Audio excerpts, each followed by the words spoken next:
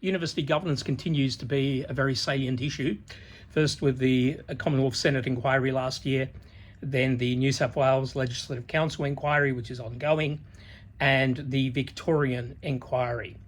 I've been made privy to some documents which are now public, submitted to the Victorian inquiry, and these were submitted by academics for public universities.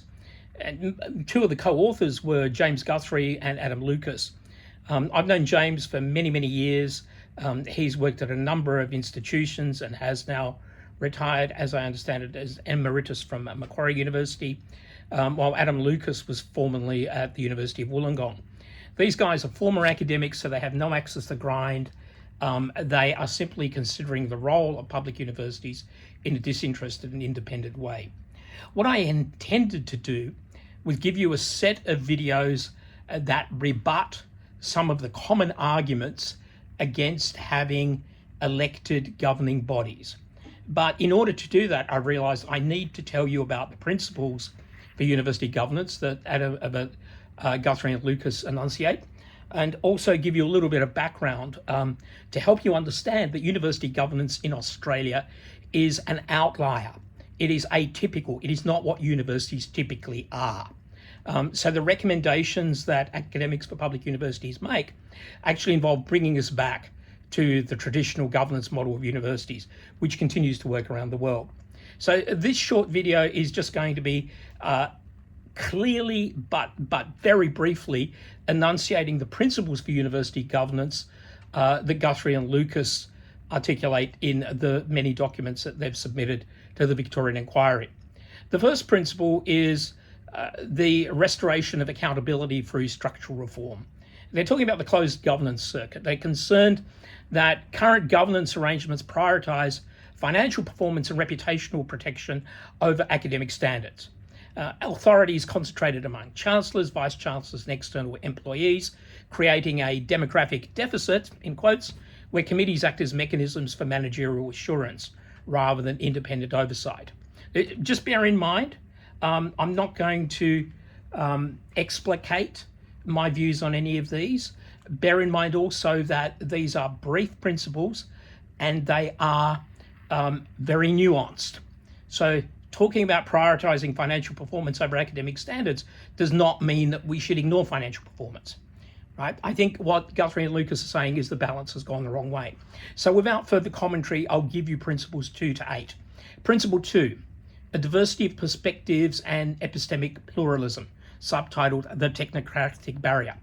Academics for Public Universities critiques skills matrices as tools for managerial rationalization. These matrices often privilege corporate management backgrounds, finance, law, consulting, while excluding deep disciplinary expertise. Currently, approximately 60% of council members nationwide come from non-tertiary backgrounds. No comment, but they don't clearly, these people don't have a deep understanding of the business. I promise not to do any more commentary. Principle 3, safeguarding academic independence and freedom.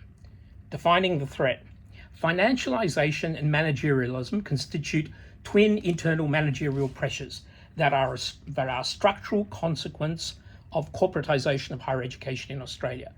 Performance metrics, non-transparent budget restructures, and widespread casualisation constitute the primary constraints on academic freedom. Academic decisions are increasingly subject to margin analysis rather than scholarly evaluation. Principle 4, transparency and the duty of openness. Managed visibility versus public legibility. Academics for Public Universities distinguishes between managed visibility, selective release of PR-friendly info, and public legibility, genuine institutional openness. Principle 5, building trust through integrity and oversight. Deconstructing, tone from the top. Leadership exemplarity is insufficient. Trust must be a condition produced by enforceable institutional design.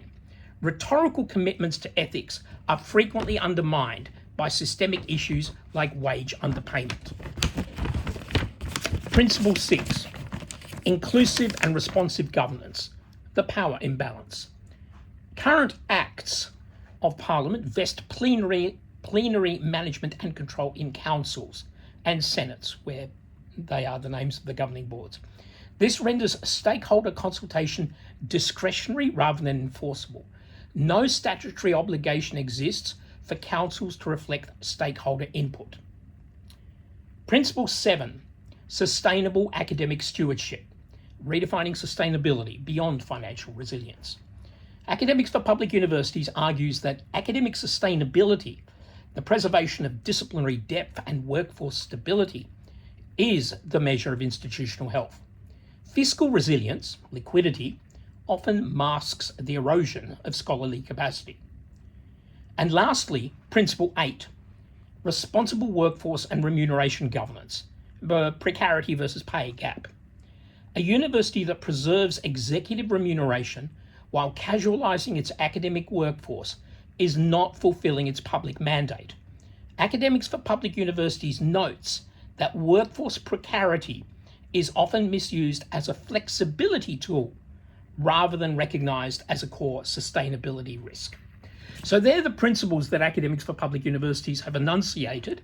And the reason I've articulated those is because understanding their rebuttals to most of the arguments against democratic accountability involves understanding where they come from, and they come from those principles. In the next video, I'm going to talk about how the situation looks internationally before moving on to the rebuttals.